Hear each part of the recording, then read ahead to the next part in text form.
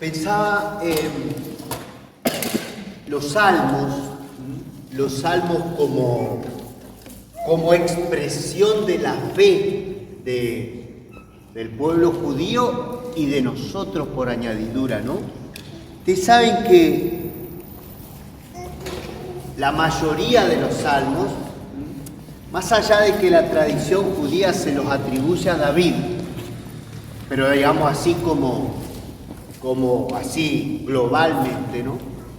Muchos de los salmos, gente, eran oraciones que las personas hacían, que seguramente iban al templo y hacían su oración, y en algún caso probablemente las dejaban escritas, ¿no? A ver, muchos de los salmos son oraciones individuales de personas que están viviendo alguna situación y se la plantean al Señor. Otros salmos eran compuestos para ocasiones especiales del pueblo, ¿no? Cuando subía el rey, o en algún momento, en alguna fiesta, en alguna celebración, bueno. Pero a mí me interesaban sobre todo los salmos como creación de personas totalmente desconocidas. A ver, supónganse que alguno de ustedes podría pasar por una situación de enfermedad muy jodida y recuperarse, ¿no? Y entonces a la próxima reunión o a la reunión de noviembre o del año que viene, alguno de ustedes dice: mire, hermano, yo hice esta oración dándole gracias a Dios por mi sanación y me gustaría que la recemos juntos. Y reparte unas copias de... Fíjense, ¿no? Muchos de los salmos son así, son oraciones compuestas ocasionalmente por personas que obviamente ni sabemos quiénes son. Pero muchos de los salmos, fíjense ustedes, dicen, tienen esta doble vertiente, ¿no? La oración a Dios: Dios mío, escucha mi oración, atiende y respóndeme, ¿sí? Y ahí viene por qué, ¿no? Porque estoy pasando por una situación, Y la segunda característica de muchos de los salmos es invitar a otros a orar, ¿no? A dar gracias, vengan, hermanos, ayúdenme a agradecer porque yo estaba en la mala y Dios me rescató, me salvó, qué sé yo. Les digo esto, gente, para hablar del rosario, porque ustedes saben que como muchas de las cosas de nuestra iglesia y de nuestra historia, el rosario se pierde en el tiempo. No podríamos decir el rosario, más allá de que, a ver, seguramente ustedes escucharon la historia de la Virgen apareciéndole a Santo Domingo de Guzmán, ¿no? Pero dicen los estudiosos que eso tiene mucho de relato, ¿no? De tradición así. A ver, lo cierto, ustedes saben esto, este es uno de los datos que a mí personalmente me gustó mucho. Los padres de la iglesia, en los primeros siglos de la iglesia, usaban una piola, una soga con nudos. ¿Para qué? Para recordar la cantidad de veces que rezaban el Padre Nuestro. ¿Sí? En los primeros siglos, el Padre Nuestro enseñado por Jesús era la única oración, ¿no? O en definitiva, bueno, la gran oración, ¿no? De hecho, ustedes saben, hay libros acerca de esto, la oración de Jesús, o por ahí habrán visto quizás algunos de ustedes por ahí la Filocalia, que también es un libro sobre la oración. No se sabe el autor, es de allá, andá a saber dónde, ¿no? Así que los primeros cristianos tenían una soga con nudo para ver la cantidad de veces que rezaban el Padre Nuestro. Esa es la prehistoria del rosario, ¿no es cierto? así como ustedes habrán visto por ahí, quizás en las películas o en alguna novela, también los musulmanes tienen rosario, pero con 99 cuentas, ¿no? Porque ellos van diciendo los 99 nombres de Alá. Ellos rezan una especie de rosario, pero diciendo los nombres de Alá. Entonces, primera prehistoria, una soga, una piola con nudos para recordar cuántas veces rezaban el Padre Nuestro. Y este es el dato que a mí personalmente más me gusta de la historia del Rosario. Ya con las abadías, ustedes saben que, digamos, las abadías surgen, lo primero que surge son los monjes en Oriente, ¿no? Y generalmente eran las personas que dejaban sus casas y se iban a vivir al desierto. Digamos, los primeros eran de tipo eremitas, solitarios.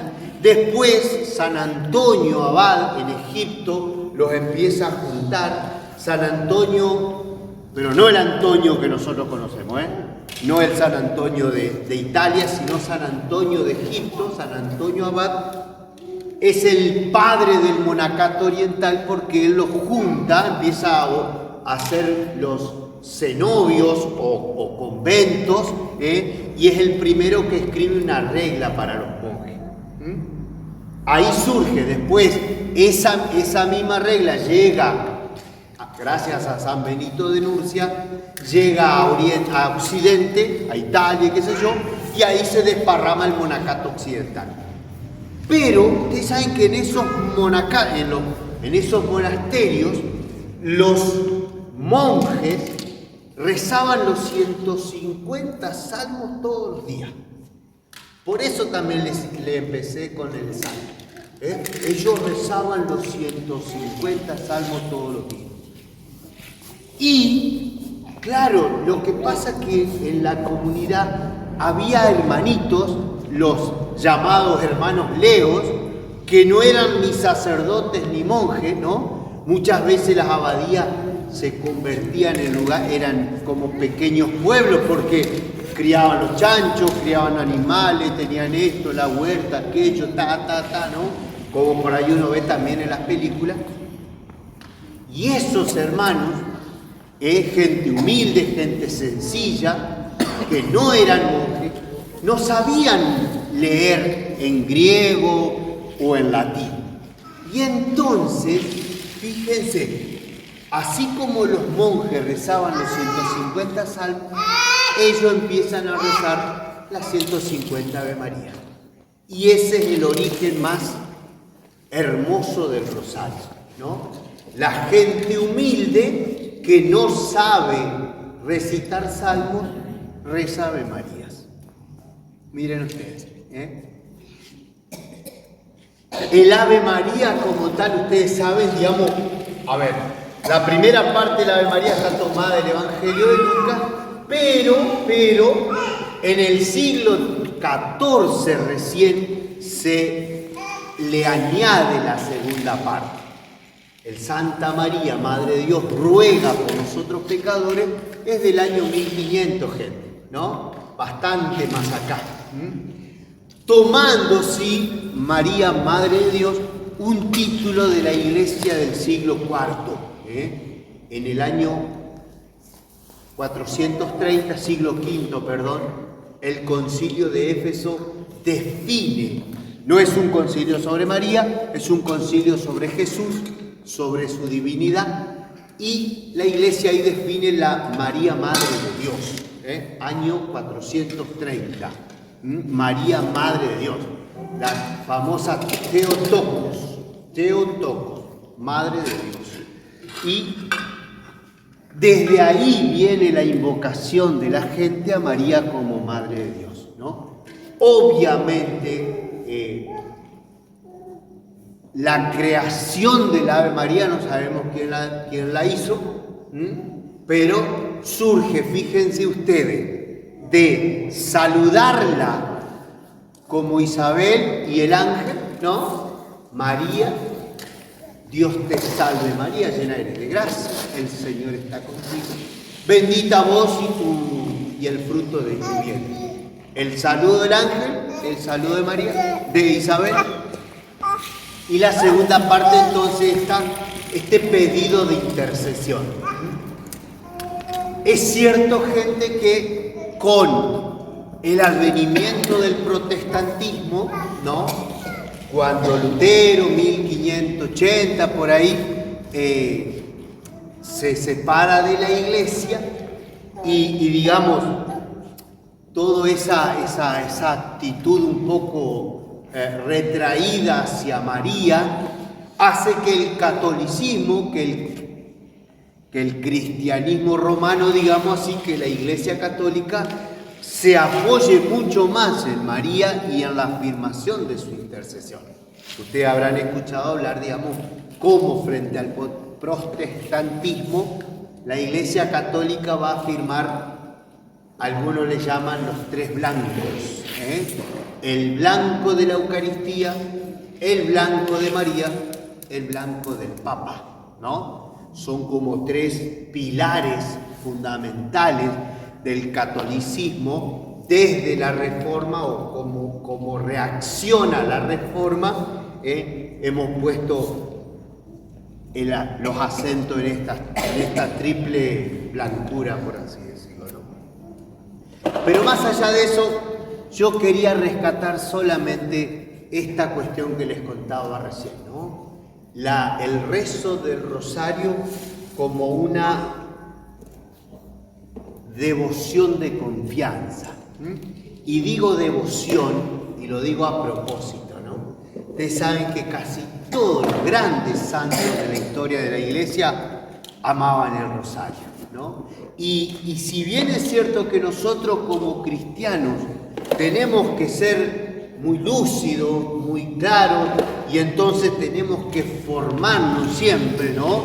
Y conocer un poco de la teología, de la fe, y qué sé yo, y qué sé cuánto, eso es muy importante, siempre. Pero sin embargo, la devoción, y cuando digo devoción estoy usando esta palabra para decir la oración personal y comunitaria, ¿no?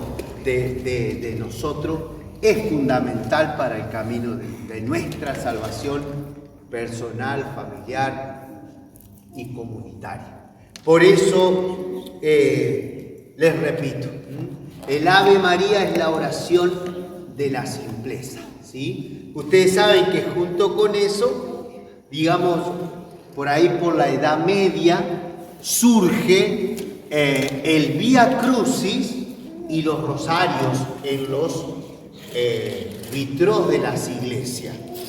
La gente, la mayoría de la gente era ignorante, no sabía leer ni escribir, ¿no es cierto? Y entonces a la iglesia se le ocurre pintar, dibujar, ¿sí? El analfabeto, el que no sabía leer, iba a una iglesia y empezaba a mirar los vitros, o bueno, nosotros tenemos los Via Crucis, ¿no? Miraba los vitros y aprendía de los misterios de la fe a través de los dibujitos, como los gurises, ¿sí? Entonces fíjense ustedes, de ahí viene la conexión del rezo a María con los distintos misterios, ¿no? Fíjense ustedes, hasta hace unos años atrás, los misterios gozosos, dolorosos y gloriosos, casi como un resumen de la vida de Jesús. Y el Papa Juan Pablo II agregó hace poquito a poquito los misterios luminosos, ¿no? Como como diciendo que la vida de Jesús faltaba como la parte más de la vida pública de Jesús, ¿no? Porque teníamos los inicios, la pasión y la resurrección, y Juan Pablo dijo o pensó que hacían falta también contemplar los misterios de la vida pública de Jesús. Y agregó, hace muy poco, ¿no?, los misterios luminos, ¿sí? Pero fíjense ustedes entonces, ¿no? La contemplación de los misterios, y por eso a nosotros nos quedó esa expresión. Por ahí cuando rezamos rosario dice, en el primer misterio contemplamos, pero en realidad no estamos contemplando nada porque no tenemos nada delante nuestro. Eso tenía sentido cuando se contemplaba los dibujitos, los vitrós, ¿no? Miramos el anuncio del ángel a María, miramos la visita a Isabel, fíjense, ¿no? Contemplamos, ¿no? Y entonces el rosario tiene una hermosísima síntesis entre la oración vocal, entre la oración dicha y la contemplación del misterio. Y eso es maravilloso, porque ustedes me van a decir que nos distraemos en el rosario. Sí, nos distraemos, es monótono el rezo, la reiteración puede quitarnos la vivacidad, puede ser, ¿sí? Pero también en ¿cómo se dice? Monotonía, gracias. Esa monotonía tiene también esa expresión, ¿no? de la confianza, ¿sí? Santa María, Madre de Dios, ruega por nosotros pecadores, ahora y en la hora de nuestra muerte. Dios te salve María, mira qué linda que sos. Dios está con vos, bendita vos y tu Hijo. Fíjense la simpleza de la oración, la contemplación de la salvación, ¿no? Y la fuerza de la intercesión de María. Ustedes saben que, digamos, así como dato histórico nomás, el rezo del rosario tiene una fuerza especial, fundamentalmente ahí por el año 1500 y pico, 1600, la famosa batalla de Lepanto, donde los soldados cristianos, católicos por así decirlo, rechazan el Islam en España, ¿no? La famosa batalla de Lepanto que, dicen los historiadores, no se ganó tanto con las fuerzas militares, sino con el rezo del rosario. De ahí surge la fiesta de Nuestra Señora del Rosario. De ese tiempo, al principio se llamó Nuestra Señora de las Victorias, pero después algún papa dijo, no, esta es Nuestra Señora del Rosario, y la vamos a celebrar pronto. Y nosotros acá en Villa del Rosario tenemos la parroquia de Nuestra Señora del Rosario, y creo que en no va a haber país y no va a haber diócesis en la que no haya algún lugar dedicado a María, al Rosario, ¿no? Las parroquias de Pompeya también, el Rosario de Pompeya. En definitiva, gente, yo sé que no es fácil rezar el rosario en familia, pero la verdad que es una propuesta para hacernos. Quizás empezar por un día a la semana, o quizás sostenerlo, porque muchas veces, nuestros abuelos, nuestros padres tienen la memoria del rosario después de la cena, generalmente en casa. Obviamente no había celo, no había tele, no había otras cosas, tenían como más tiempo para orar, pero digo, debería ser un lindo intento de rezar. Por ahí empiecen por un misterio, y así te va llevando como en la necesidad de la intercesión de María, y te va poniendo también en la actitud contemplativa de ella, porque no te quedás en el rosario. Si rezás el rosario, María te va a llevar al Evangelio, te va a llevar a la palabra, te va a llevar al Espíritu, esa hermosa oración que ustedes acostumbran a hacer, te va a llevar al compromiso, a la tarea, a la acción. Así que yo les deseo que en este mes del rosario, realmente no solamente en lo personal y en lo familiar, sino también como un movimiento, experimenten la alegría del rosario, la alegría de María que recibe la rosa, que recibe el rosario y intercede por nosotros. Bueno. Muy bueno.